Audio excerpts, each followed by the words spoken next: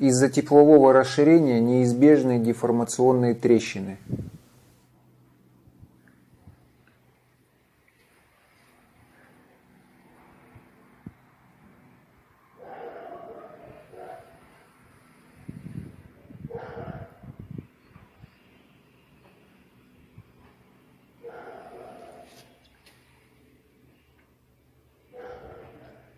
Топка выложена из обычного бутового кирпича.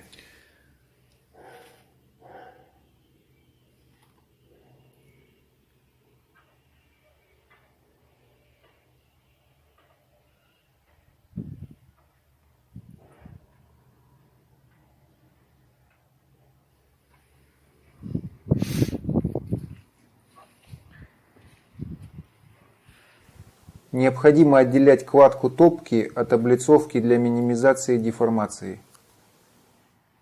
Трещина в шве, где заложен металлический уголок. Металл, расширяясь, рвет кладку.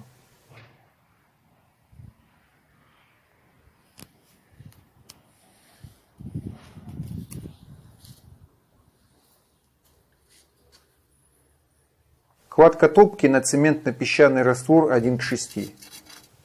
Кладка на толстый сантиметровый шов. В процессе дегидратации раствор шва теряет прочность и сыпется. После нескольких лет эксплуатации будет необходимо перерошить кладку в зоне огня.